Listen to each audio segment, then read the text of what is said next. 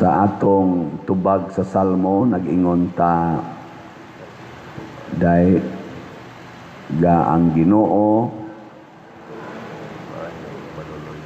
dahil ga ang Ginoo, ang Ginoo maayo o maluluyon. Kanang tao nga maayo, maluluyon sad na. Ang taong maluluyon, maayo sad na. So, lingay mong tupad, na liwat kas Ginoo. Liwat dili. Maayo. Maayo di ay. Nya ang gahom sa Ginoo mulihok ra na siya sa mga tao nga liwat sad niya, maayo ug maluluyon. Si Jesus sa atong ebanghelyo ni hatag sad siya sa iyang kaayo ug kaluoy sa duha ka tao, kadtong opisyal o kadtong babae nga gitalinog-an. Mao man toy mga dunay mga pangandoy, mga panghangyo. Ang opisyal, ang iyang hangyo ni Kristo nga ang iyang anak bisag bag-o pang namatay, iya untang buhion. Grabe kay itong hangyo ay patay nga imong anak namatay na, nya imo pag yung hangyoon ang Ginoo nga buhion, nakasuway na mo ana. Kasuway mo hangyo nga ang patay hangyo ka nga buhion. Sama mo na nga matay na mo diha, mong tubag. Ako nakahangyo na ko sa Ginoo nga ang paralyzed ayuhon. Pagka-paralyzed sa akong papa, akong gihangyo nga maayo, wa gid na ayo hangtod na lang abot unom ka tuig namatay gyud. Ang ako sang maguwang paralyzed, ako sang gihangyo ang Ginoo. Karon 33 na lang ka tuig, 34 na lang ka tuig. Wa gyud maayo. Paralyzed lang yapon. So ang Ginoo in relation nga rin sa akong gipangayo, dili maayo, dili sad maluluyon. Ang tawan, sakto akong analysis.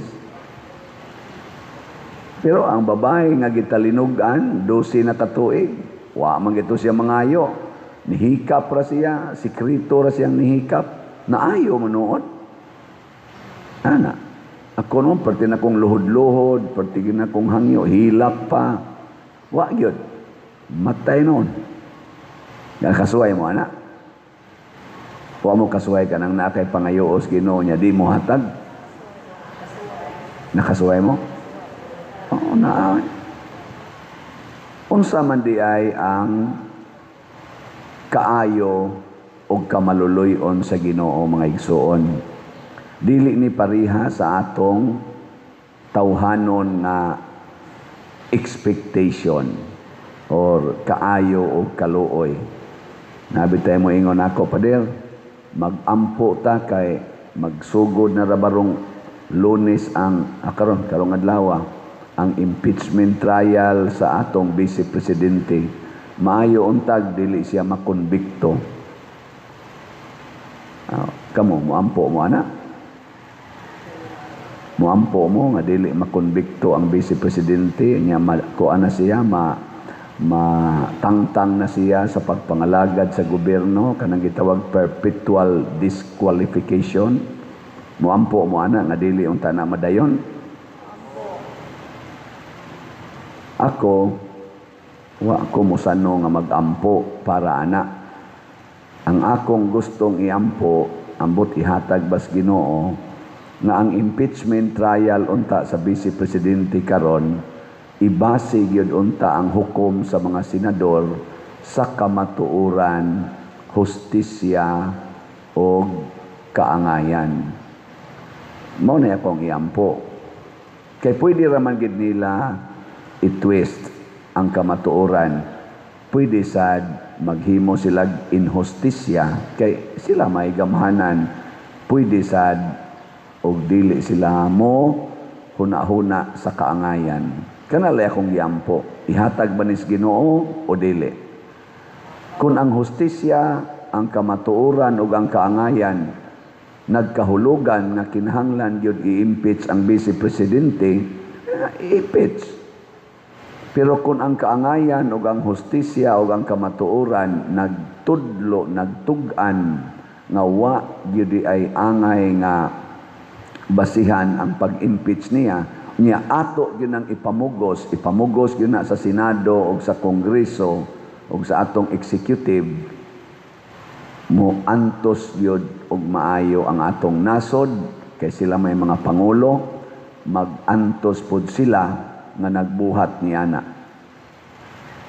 Kanabitang pagkabakakon ron sa atong administrasyon, ni resulta man gyud nga ang mga tao nga atong mga igsuon, labi na dito sa gawas nasod, abisa kita dinhi, wala na gyud ganahi magtan-aw naong sa atong presidente. Labi na gyud anang anti-Claire. Anang, mura ba kag ma-discourage ka magtan-aw sa ilang nao nga di gud ta mga batang gagmay, dili gud ta mga buta og mga bungol, di sad ta mga bugo kaayo nga di ta kamao mo analyze nga grabe kaayo ang kawat sa kwarta sa atong panahon karon, grabe kaayo ang pagpamakak nga ilang gihimo nga giisulti karon dili mao'y mahitabo. Nga sige lang yapong panghunaw, anong tawgon lang, hugas kamay, murag Punso Pilato, klaro na kaayo, murag imong bana ba? Sakpan na ginimo nga iyang kabit, imog yung pag-umangkon, kabit niya uli niya, di gyud mo angkon. Sunod, ang imo na sang igsuon, iyang gikabit niya, nitugan gyud nga nimo, di lang gyapon mo angkon, unsa may imong tawag anang imong bana igakita nimo. Ug asawa ka ba? Ano man? Bakakon. Niya, ganahan pa ka mo tanaw siyang nao. Niya ka na ba mura lagi siya gwa ba? Murason ba? Mura lagi gwa. Di ka ganahan eh. Mao na karon ang gibate. Negative na maganing rating sa atong presidente. Negative ang trust rating. Niya, og ila sa giyong basahon ang mga comment, bisan katong nahitabo sa Canada, wa man ginipabor nila, abot lang niabot baka og 10% ang nipabor nila sa mga ni-comment sa social media antong nahitabo nga ralihan sila didto nya singgit-singgitan pagyod. Nahitabo kini nga naingon ani na hinuon ang sitwasyon sa atong nasod tungod kay wa naman magsubay sa hustisya, sa kamatuuran ug sa kaangayan. Pero pwede ginabuhaton mo na pwede ra gid ma-impeach ang vice presidente. Kaso lang kung against na siya, supak na siya sa kamatuuran, hustisya ug kaangayan sa atong nasod, muantos kita. Kay og ma-impeach na ning vice presidente, VP Sara, makapatuyang na magmaayo ang mga yawanon nato mga officials gobyerno. Kay ang nakahatag ron og murag kung sa kuan pa na, kung sa rindas kabayo. Ang nakahatag karon og murag balansi-balansi mao man ang vice presidente kay naa pa may mga laing view ba, lain og baruganan. Pero mag-homogeneous na sila, that is the end of our country.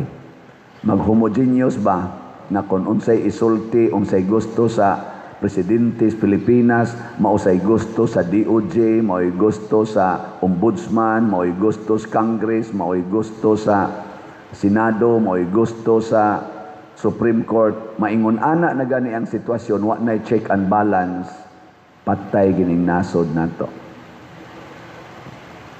Mao na siya atong bantayan. Ang pagbuhat ni ini kinahanglan mo salig tas Ginoo. Mao na mangayo ganitas Ginoo, ayaw pag-expect nga mag-granted ang imong gipangayo. Kay naa man say mga yawa sa atong katilingban nga mubabag ana.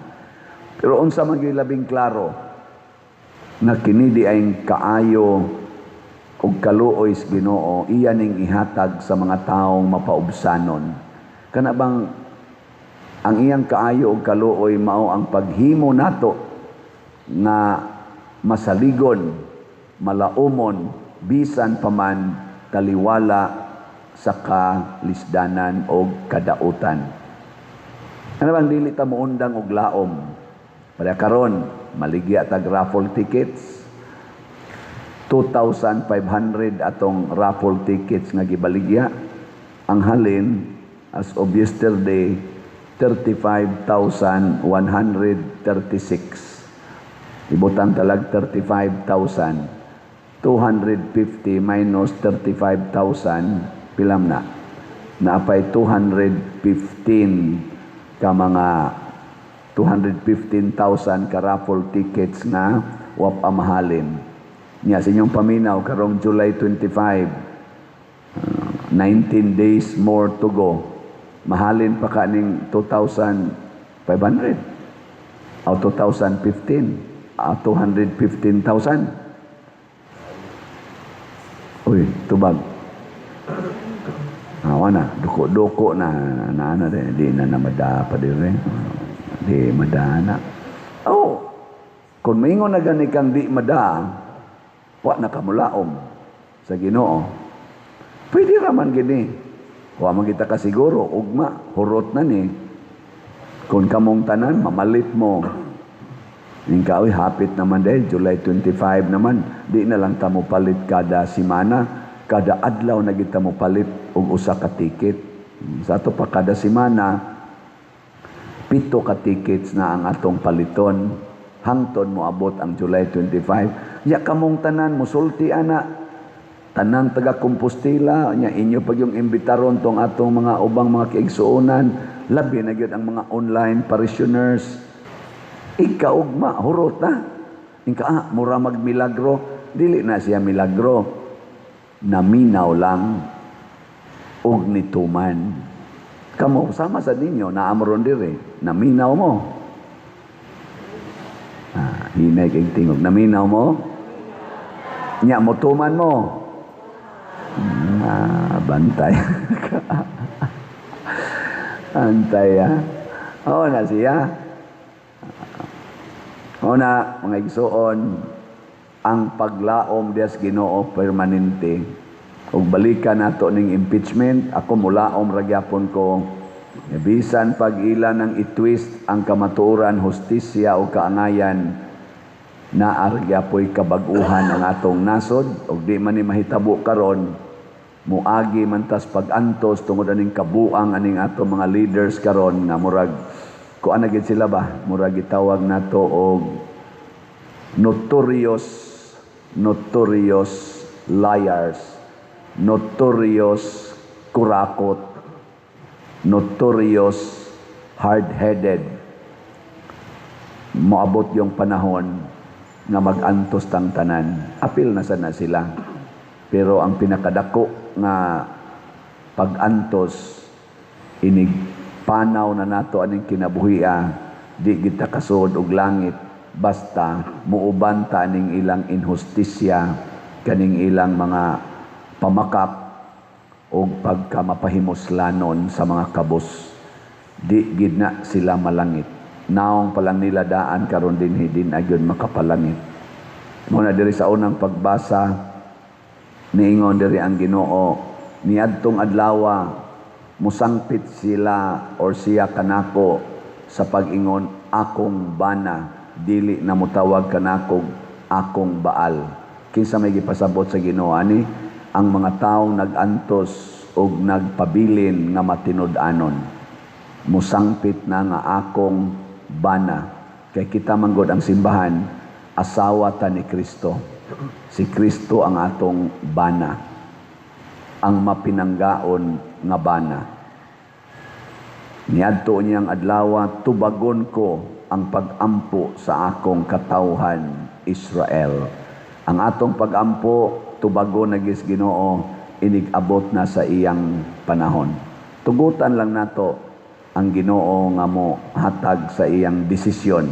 Iya batang ayuhon, iya bang ipa-impeach ang atong Vice Presidente? Nahibaw man ang Ginoo ni. Kamo, waman gay tingali mo kay bawo nga magsugod na ang trial karon. Pero ang Ginoo, nahibaw na. Nahibaw na sa dang Ginoo sa tinuod nga mga ebidensya o kamatuoran. Kung itugot gid niya, aw, mapaubsano natong dawaton. Kay bawta nga kung itugot nas Ginoo, doon na say gasunod nga grasya alang sa mga tao na nahigugma niya. Kung itugot sa Ginoo nga mahurot gining atong raffle tickets, salamat sa Dios. Pero di na gid Hinuon ni mapun-an sugod karon. Alaot gid mong dili mamalit. Kay nagpabilin mong mga tig-a o kasing-kasing. Moabot yung panahon nga mag-antos pod mo. Pero inyo sang usbon ang inyong desisyon, mahuman ning atong bell tower, mahuman pagining atong adoration chapel, mahuman paginang atong CR diha, mahuman ang atong walk of apostles, kani pang atong mga lingkuranan, mailisan, makaingon kita, daygon ang Dios, ang Ginoo maayog yod og maluluyon. Kay og mutampo kag usa ka ticket gikan karon hangtod 25, mga 19 days. Pila man ka tickets? 19 sad. Pila may amount anang 19 tickets? Ha? 3,800. Mutampo kag 3,800. Nahuman ang bell tower, nahuman ang adoration chapel, nahuman ang CR, nahuman ang buta pumiro nga bag-ong design, nahuman ang ato dining bangko, makaingon ka, pagkadakog kaluoy sa Ginoo, ang 3,800 nako nakapahuman aning 5 ka project. No. Mura magwa mo yun, sige na, nindog na lang ta.